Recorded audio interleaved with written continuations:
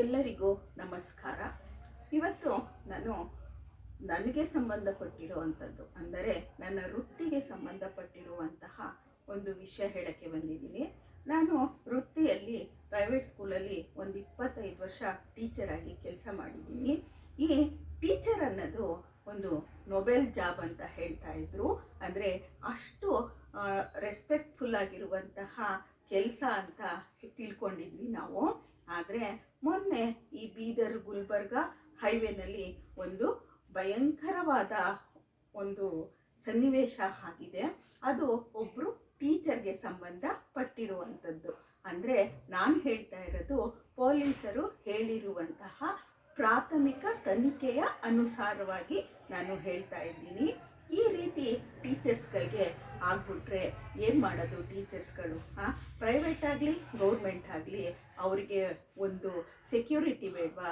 ಈ ಜಾಬ್ ಅಂತೂ private ಟೀಚರ್ಸ್ಗೆ security ಇಲ್ಲ, ಆದರೆ ಜೀವನ ಈ ರೀತಿ ಅಂತ್ಯ ಆಗೋದ್ರೆ ಯಾರು ಹೇಳೋದು?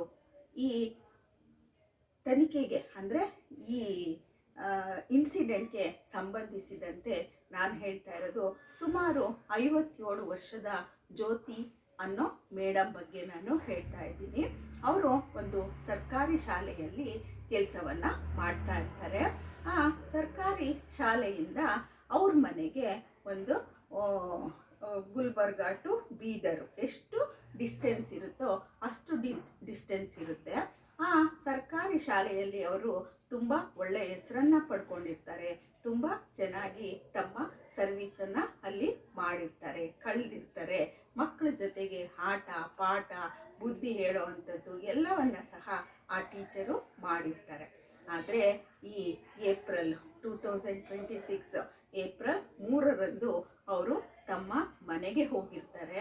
ಮನೆಗೆ ಹೋಗಿ ಬರಬೇಕಾದ್ರೆ ಈ ದೊಡ್ಡ ನಿರ್ಜನವಾದ ಪ್ರದೇಶ ಅಂತಲೇ ಹೇಳ್ಬಹುದು.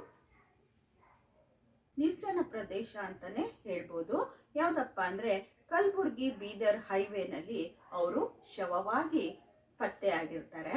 ಆ ಶವ ಯಾವ ರೀತಿ ಇರುತ್ತಪ್ಪ ಅಂದರೆ ಆ ದುಷ್ಕರ್ಮಿಗಳು ಒಡೆಯೋದು ಅಲ್ಲ, ಆ ಟೀಚರ್ನ ಕೊಂದು ಬೆಂಕಿ ಹಾಕಿ 5 ಲೀಟ್ರ್ ಪೆಟ್ರೋಲ್ ಹಾಕಿ ಸುಟ್ಟು ಹಾಕ್ಬಿಟ್ಟಿದ್ದಾರೆ ಅನ್ನೋ ರೀತಿಯಲ್ಲಿ ಸ್ಥಿತಿಯಲ್ಲಿ ಆ ಟೀಚರು ಸಿಕ್ಕಿದ್ದಾರೆ. ಅಂದರೆ ನಮ್ಮ ಟೀಚರ್ಗಳಿಗೆ ಉಳಿಗಾಲವೇ ಇಲ್ವಾ? ಈ ಕಡೆ ಒಂದು ಜಾಬ್ ಸೆಕ್ಯೂರಿಟಿ ಇಲ್ಲ, ಒಂದು ನಮಗೆ ರಕ್ಷಣೆ ಇಲ್ಲ. ಈ ರೀತಿ ಆದರೆ ಏನು ಮಾಡೋದು ಟೀಚರ್ಗಳು? ಮುಂದೆ ಯಾರು ಟೀಚರ್ ಕೆಲಸಕ್ಕೆ ಬರಲ್ಲ ಅಂತ ಅನಿಸುತ್ತೆ. ಈ ರೀತಿ ಪರಿಸ್ಥಿತಿಗಳು ನಮ್ಮ ರಾಜ್ಯದಲ್ಲಿ ನಮ್ಮ ದೇಶದಲ್ಲಿ ಬಂದು ಒದಗ್ತಾ ಇದ್ದಾವೆ. ಇದಕ್ಕೆ ಪರಿಹಾರ ಯಾರು ಕೊಡಬೇಕು ಅನ್ನೋದೇ ಅರ್ಥ ಆಗ್ತಾ ಇಲ್ಲ. ಅದು ಅವರ ವೈಯಕ್ತಿಕ ಇರ್ಬೋದು, ಮತ್ತೊಂದು ಅವರ ಫ್ಯಾಮಿಲಿ, ಅವರ ಸುತ್ತಮುತ್ತ ಜನಗಳಿಗೆ ಸಂಬಂಧಪಟ್ಟಿರಬಹುದು. ಈ ರೀತಿ ಅವರ ಅಂತ್ಯ ಆಗೋಯ್ತು. ಅವರು ಯಾವತ್ತೂ ಬರದೇ ಇರುವಂತಹ ಜಾಗಕ್ಕೆ ಹೊರಟೋದ್ರು. ಇಷ್ಟೊಂದು ಸೇವೆಯನ್ನು ಮಾಡಿ ಇಂಥ ಕ್ರೂರವಾದ ಅಂತ್ಯವನ್ನು ಆ ಟೀಚರು ತಗೊಂಡ್ಬಿಟ್ರು. ಇದು ಎಷ್ಟು ಅನ್ಯಾಯ ಅಲ್ವಾ? ಈ ರೀತಿ ಯಾವ ಟೀಚರ್ಗೂ ಆಗೋದು ಬೇಡ. ಟೀಚರೇ ಏನು, ಯಾರಿಗೂ ಸಹ ಯಾವ ಹೆಣ್ಣು ಮಕ್ಕಳಿಗೂ ಸಹ ಈ ರೀತಿ ಅನ್ಯಾಯ ಆಗಬಾರ್ದು ಅಂತ ಹೇಳ್ತಾ ನಾನು ಈ ವಿಡಿಯೋವನ್ನು ಮುಗಿಸ್ತಾ ಇದ್ದೀನಿ.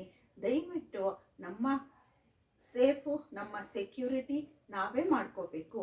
ಈ ರೀತಿ ಅನ್ಯಾಯವಾಗಿ ಹತ್ಯೆಯಾಗಿ ಹೋಗಬಾರ್ದು ಅಂತ ನಾನು ನಿಮ್ಮಲ್ಲಿ ಕೇಳ್ಕೊತೀನಿ. ನಮಸ್ತೆ.